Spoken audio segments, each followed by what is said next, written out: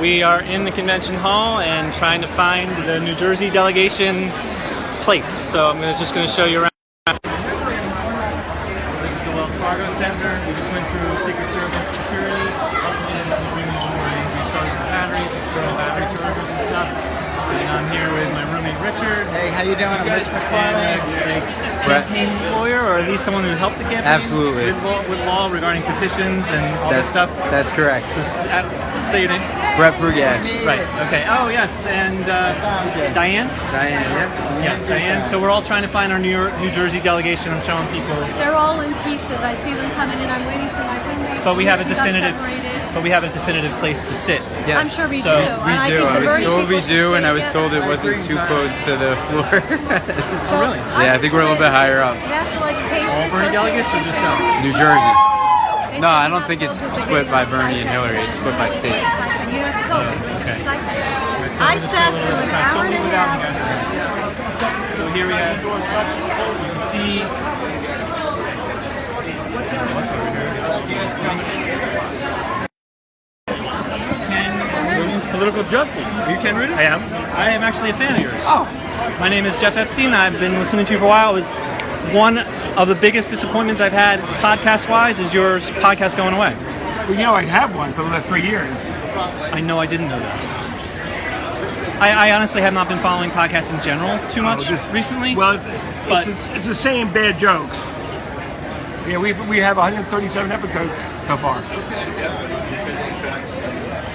and this is in addition to, or was it after? No, it is after I left NPR. Yeah, after the podcast ended. Oh, you're not on NPR anymore? No, it ended 2013 when the podcast ended. No, but I mean, I know the podcast ended. It ended because I left NPR. Talk of the Nation ended. I knew Talk of the Nation ended. And when Talk of the Nation ended, they ended a bunch of us. We all took buyouts. I had no idea. Oh, yeah. I thought the podcast ended, but you were doing something else No, in no, NPR. no. Oh, no. And I didn't know the association of Talk of the Nation. And Yeah, because I was the political editor for 20 years, and then they had me on another temporary project that also ended in 2013. This was 2 years ago already? 3 years ago? 3 years ago, yeah. Wow, it doesn't feel like that. Yeah, where are you out of? I live right across the river in New Jersey. Where are you based? DC. In DC. Okay. Yeah, no. Your podcast and one other podcast were my go-to podcasts. We had so much fun. We had so much. And the stuff that we couldn't put on the air because it was filthy, and the editor said, we'll all get fired. I mean, we just had so much fun doing it. See, that's the stuff that social media podcasts, the more or less corporate podcasts can have the freedom of doing. No, we were never a corporate podcast. I mean, but I live and breathe politics. So what is Ken Rudin's Political Junkie? So it's what's the same thing now? It's you can get it on iTunes. There are stations around the country that pick it up.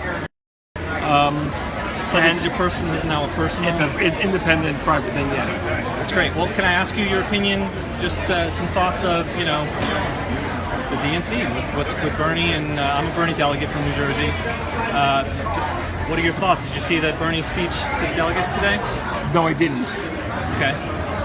Can you just give us some thoughts on what's... Well, you talk about all the bad things that happened to the Republicans in Cleveland. You talk about Melania's speech. You talk about the Ted Cruz middle finger to Donald Trump. But the Debbie Wasserman Schultz thing came at the worst possible time for the Democrats. It almost legitimizes everything that Bernie Sanders has been saying about the DNC from the beginning. That it's rigged. That it's that they're biased. And so his problem is not with Hillary Clinton, it's with the DNC, and Wasserman Schultz, obviously, from everybody I've spoken to, had to go.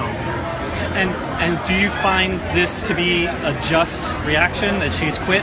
And do you find how the circumstances of her?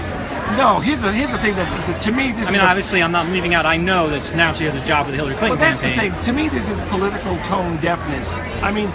Obviously, you have 1,900 Bernie Sanders delegates who are not happy with her stewardship of the DNC. To announce her departure the same day saying she's an honorary chair of my campaign, to me, it sounds amazingly politically tone deaf. And what do you think of? Is there maybe another reason that she's doing that too? Some rumors are to shut her up because there's more coming out. Because the WikiLeaks drop was only the most recent stuff. All right. And I don't know what happened. I haven't caught up as far as what happened yesterday. If there was the drop was from the second most recent, or not, but seems to be going back in time. And if she's quitting just based on the most recent emails, then Yeah, but if you think there's more to the story, if there's more damage done that she could be doing, it would make no sense for Hillary Clinton to have her on as an honorary chair or co-chair. That makes no sense. I think it's surprising to begin with that she picked her up on board after all the hubbub and all the fact that the Bernie Sanders supporters are just ready to boo her off the stage today, Monday, had she been talking to the convention. Now that's over. That's changed, right? That's not happening anymore. Say that again. What's not happening anymore? She's not. Wasserman Schultz is no longer welcoming the delegates with a 4 o'clock speech. As recently and as Brazil, I believe Brazil is also quite as well, right? But I'm saying as recently, well, yes. To the DNC. To the DNC. Yeah, but as recently as this morning, Wasserman Schultz was still going to speak to the delegates. But when she got booed by the Florida delegation this morning, she knew that it would not make sense. Oh, this is the first time hearing. Oh, she got booed, overwhelmingly booed when she went to the Florida. It was half and half. It was half. I got invited from the New Jersey Jewish Democratic something committee or whatever to the Jewish celebrate something committee. Celebrate to honor the work and history of Deborah Wasserman Schultz, and it's pretty hard for me to really think of why they're doing it. Well, she's given years to the party. She's a member of Congress. The truth is, a lot of Democrats have not liked her for a long time, irrespective of Bernie versus Hillary. She just rubs people the wrong way. She doesn't have that many great friends in the Democratic Party. She never did, but she raised money. She was an effective leader, and they liked her on TV. But you know, there are a lot of people who have been saying she's got to go for a long time, even before the 4 a.m. debate schedules and things like that. Do you have an insight to her and Tim Canova? Does he have a chance? Who? Her and Tim Canova. Oh, the primary, is it August 30th or something like that? I don't know the date. You know something? I don't know. I know that once upon a time when Bernie Sanders had more pull, the thought was that he would have been a shot against her in the primary. Bernie would come down and campaign. A lot depends on what the story of Bernie Sanders is after this convention. If he gives a good speech, if he's united and still wants to campaign for Canova in the primary, it'd be very interesting to see. I don't think he wins. I don't think he has much money. But I know right now if the primary today... Well, he raised more than her in the past couple of months, but he doesn't have more money than her. She has tons and tons of money, and she has access to money, which is even more important. And power, and people that want to help her. And the Hillary campaign will certainly do whatever they can to make sure she gets reelected. Right. All right, well, let me just close with, what is your, being from mainstream media, maybe less now, what is your opinion of, I'm a Bernie delegate, and I feel rather bullied and ignored, and and I speak for quite a lot of people, and Bernie himself. And okay, thanks. I'll be there. Thank you. So what is your perspective on mainstream media and the Bernie campaign, and I don't know what your position exactly is now, not being directly in it anymore. But I don't think the mainstream media chose Hillary Clinton over Bernie Sanders. I really think the people did. I think if you look at the southern states, the African American vote, it was overwhelming for Hillary Clinton. It took Bernie Sanders. He did win New Hampshire and he won Wisconsin, but there were other states he should have won that he didn't. He had the money, he had support, but she has history. She has the apparatus of the party behind her. Bernie Sanders, in many people's eyes, of course, is not a Democrat. So there are a lot of Democrats that, well, he's really not a Democrat. I want to work for somebody who's a member of the Democratic Party. Having said that, he raised $200 million. He got young people into the process that probably never would have gotten in. He had positions far more to what the Democratic Party stands for than Hillary Clinton. Forget about flip-flops over the years, but Iraq, same-sex marriage, trade positions, the pipeline, these have been Bernie Sanders' positions from the beginning. Hillary Clinton came along to these positions kicking and screaming. So, assuming that she's there. Right. Assuming that she's even there. Well, and if she's there now, will she be there in November, in September and October, when she needs to move to the middle?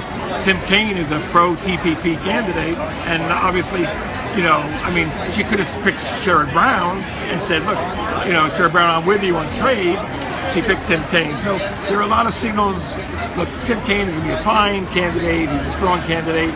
It did He's not picking up people like me. Well, that's what I'm saying. It sent a signal to Bernie Sanders saying, look, I mean, to pick somebody who's demonstrably pro Trans-Pacific trade deal seems strange to me. And anti-abortion. Well, I mean, he's pro-choice, but he allows anti-abortion legislation to pass to come to be in Virginia. I mean, there are a lot of things that will not please the Bernie Sanders campaign. Unlike, for example, Sherrod Brown, who I thought would have been a better candidate in many, many regions. You lose a Senate seat, but in the scheme of things, I don't think that matters as much. Right. But look, I don't think the mainstream media picked the favorite. I think if the mainstream media was so instrumental in doing such a great favor for Hillary Clinton, why her negative so high? Why her unfavorable so Well, high? I would say, I mean, I disagree with significant part, but I don't have the insider information, so it's hard for me to argue against it.